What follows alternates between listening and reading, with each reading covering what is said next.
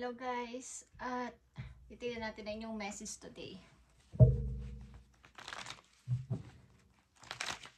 Message for Capricorn. Capricorn, this is for you. Ngayon ay September 9 because alas 12 na guys. Okay, September 9, 2025.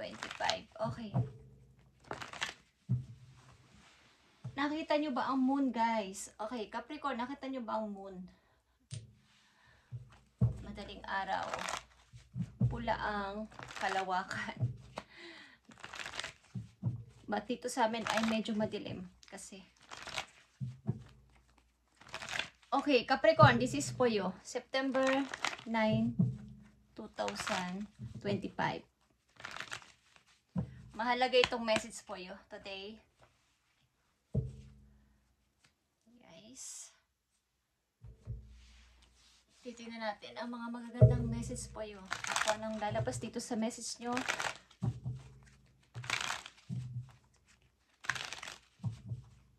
Pakinggan nyo kung gusto nyo guys. Okay, Capricorn, mamaya natin yung titingnan. At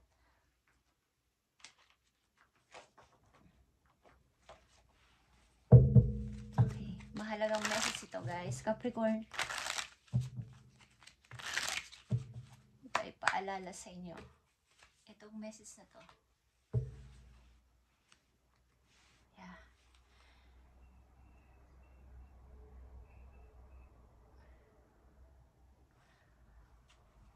Medyo may mga nag-aaway-aaway sa inyong family guys. Family quarrel is nagbabadya.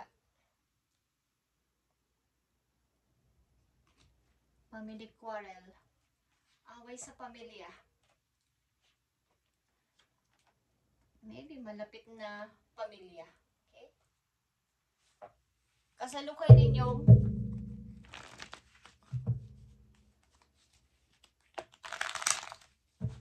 sitwasyon. Capricorn, September 9, 2025. September 9, 2025. I need lang dito ng tatlong message for Capricorn. September 9, 2025. Para sa inyo. Okay guys, tingnan natin ang inyong unang message Capricorn. Andito ang 6 of Abundance is 6 of Pentacles. Okay Capricorn, ilan sa inyo ay nagdo-donate o kayo ay mahilig mag-donate sa mga charity o nagbibigay ng tulong sa ibang tao. Okay? Sa ginagawa nyo ito ay Heavens opens His loving arms and pour abundance unto you. Unexpected gift is on its way. Accept with gratitude and humility.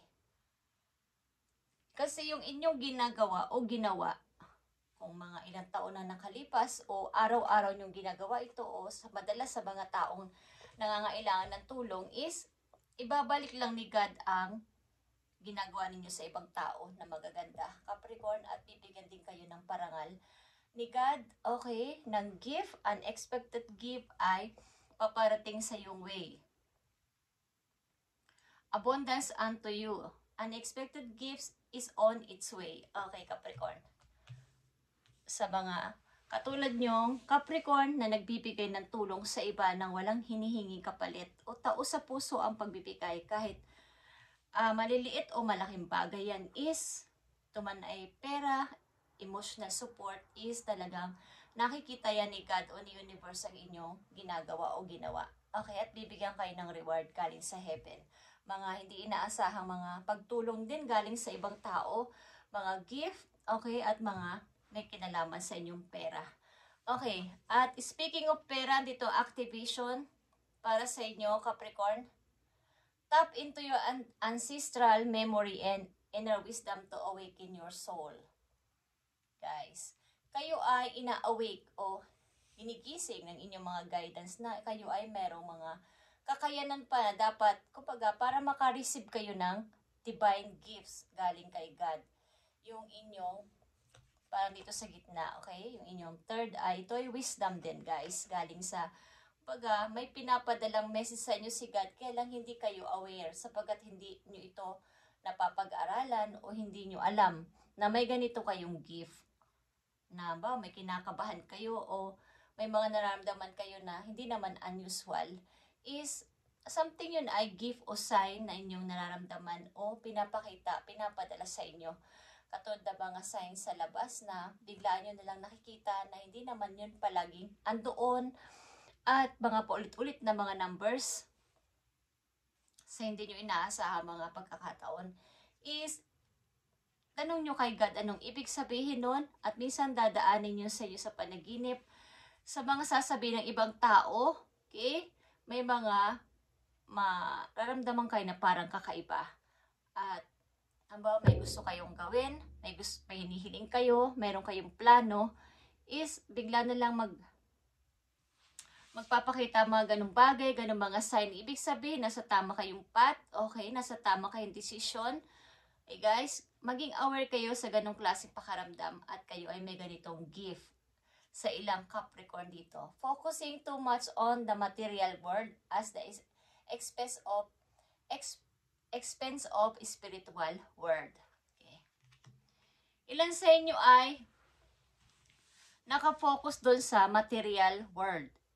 Mga usaping may kinalaman sa minsan nakakaligtaan nyo na kailangan ko din palang mas maraming magkaroon din ng priority o prioritize ko din yung about sa spiritual na usapin. Okay guys, maaaring busy ang mga karamihan sa inyo sa work at wala nang masyadong time na about sa mga spiritual na bagay. Okay guys, mga grow pa o upgrade pa ng inyong spiritual relationship kay God. Okay, Capricorn, at ito ang inyong maaaring babala o paalala sa inyo. Andito, number 27 guys, at ang ilan sa inyo, 27 years old. Ito ay 4 of Pentacles. Ito ay dog, aso. Meron kayong malapit na friends na laging andyan. Okay guys, sa inyong tabi. Hindi kayo iniiwan sa mahirap at maganda man ang sitwasyon, masaya o malungkot na sitwasyon, lagi nandito ang inyong friend na to. Ito ay isang loyal friend.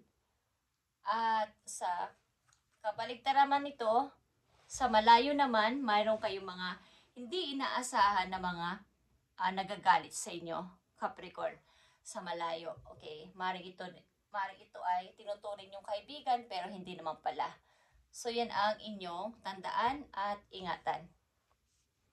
Okay, kasalukuyan yung situation. Ace of Sword is here. Kita nyo itong Ace of Sword. Nakakonect yan dito sa activation, guys. Maraming pumapasok na magaganda o mga bagong ideas sa inyong isip at ang ilan sa inyo ay talagang malinaw na ang kaisipan about sa mga bagay na may kinalaman sa pagka-practical. Yung hindi na masyadong ginagamitan ng emosyon ang pagpapasya. Yung direct to the point na merong kaliwanagan na, kumbaga, sa inyong isip. Andito ang 7 of Wands. Ace of Swords, 7 of Wands is here.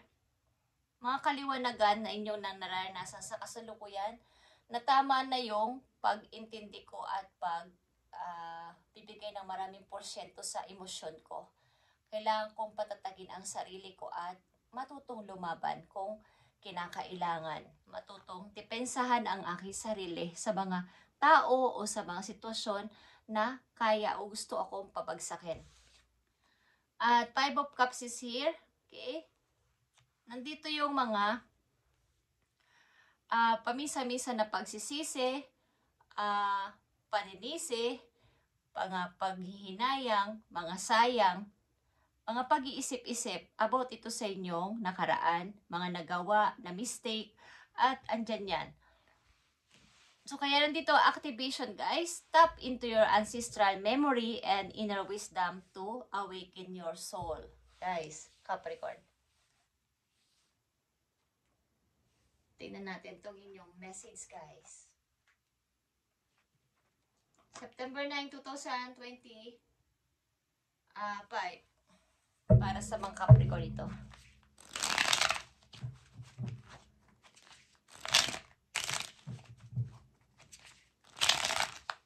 Kung kinakailangan na kayo ay, kung kaya nyo naman depensahan ang inyong sarili sa mga taong may nagagalit sa inyo at may mga paninisi sa inyo is gawin ninyo guys. Yung pag-depensa yung sarili na magsalita naman pamisa-misan at maging against din sa mga sinasabi nila. 7 of what?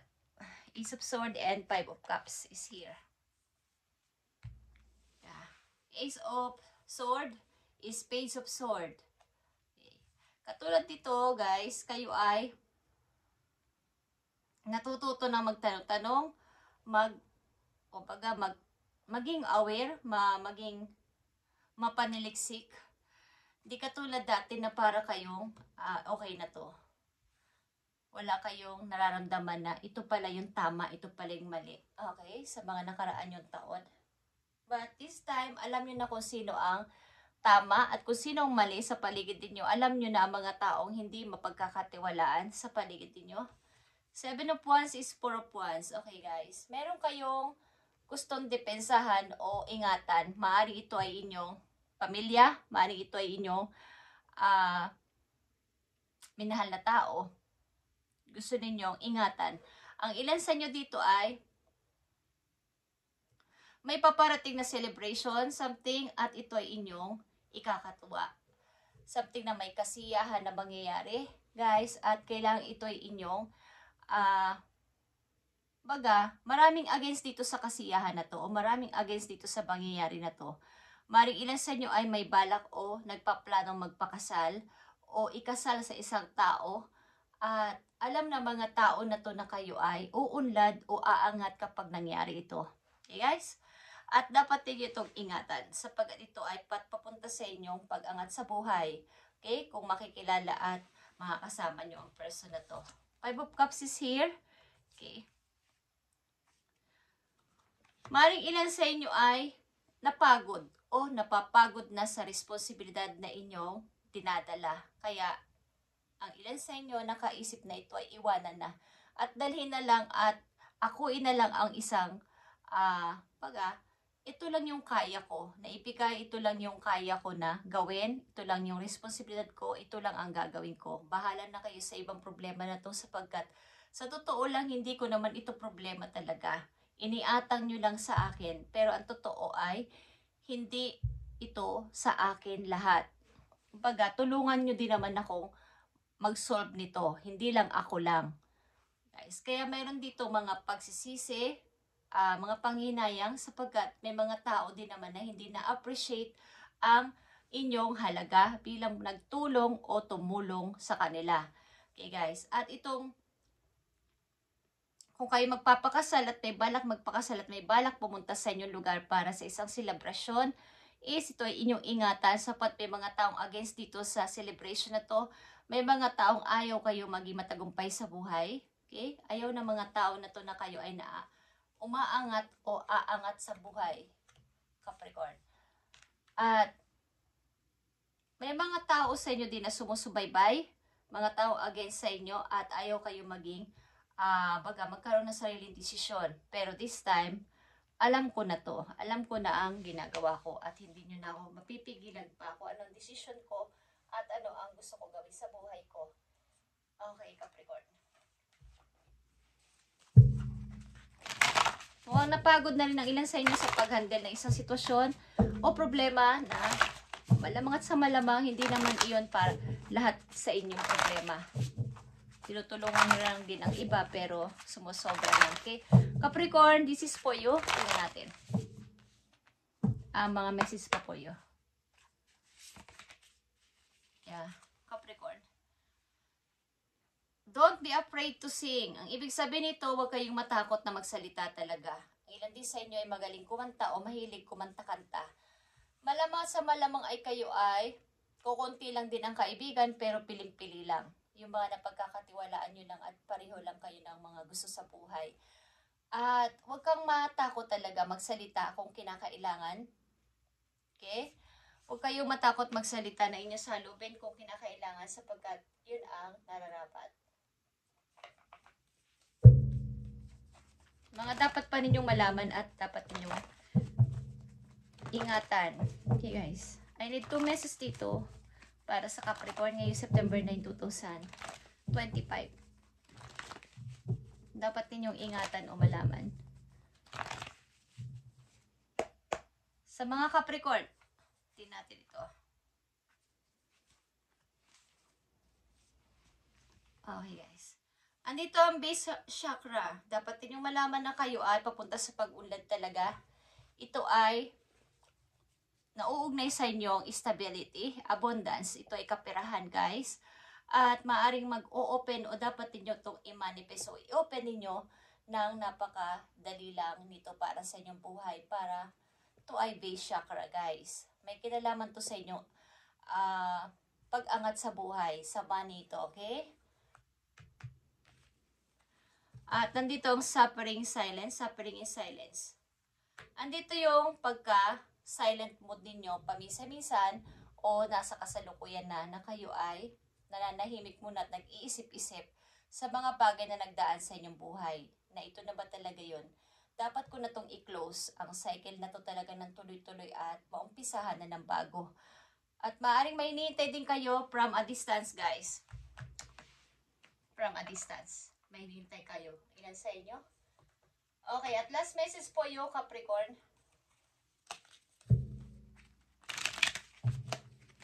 Last message sa mga Capricorn.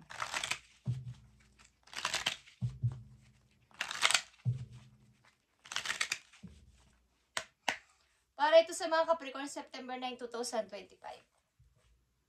Nandito ang giraffe or reflection, guys. And you are facing a difficult situation.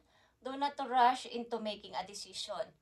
You are advised to turn the problem around in all possible manners before deciding on the solution. Your circumstances need to be examined carefully. Okay.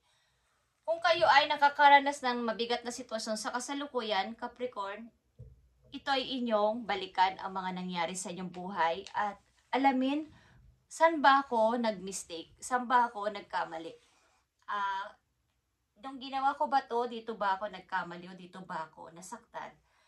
At kaya nandito ang suffering in silence, guys. And Ace of Swords.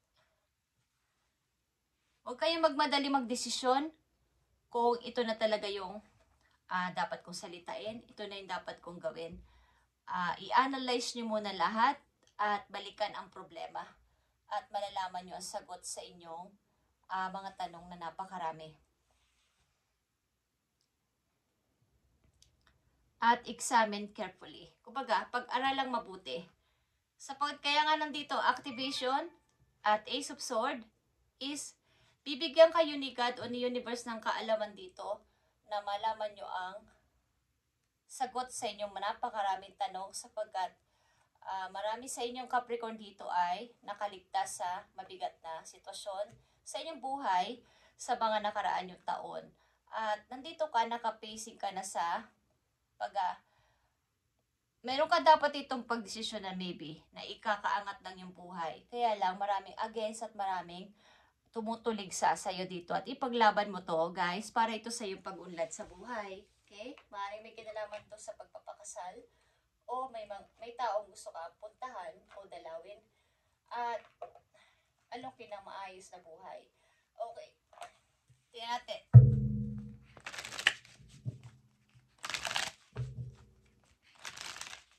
About sa pag-ibig ng mga Capricorn na nandito sa reading, ibigay mo ang message.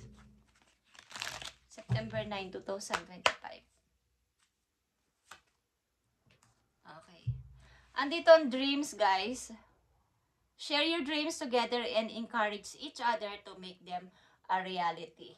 Kung kayo ay magkalayo ng yung person at nasa, LDR kayo ng yung person, share your dream together. Kung meron kang plano, may bala ka, may pangarap ka pa, i-share nyo sa inyong partner at ito ay, kumbaga, magkakaroon kayo ng equal na damdamin dito, feelings, na ano ang idea niya, anong idea mo at magsishare kayo ng mga problema nyo, ng mga hatigain nyo sa buhay at ito ay magiging reality. Sapagkat maybe ang tao na ninyong kadiling ay ayaw niya ng nagtatago. Gusto niya yung direkta sasabihin, yung honest. Hindi nagtatago ng mga salubin. Okay, Capricorn, thank you and God bless sa iyo lahat, guys. At ito ay reading ngayong September 9, 2025. At don't be afraid to sing. Kung kinakailangan magsalita, kung kinakailangang mag-react, gawin, wag lang basta manahimik kung alam nyong nasa tama kayo. Thank you, Capricorn, and God bless.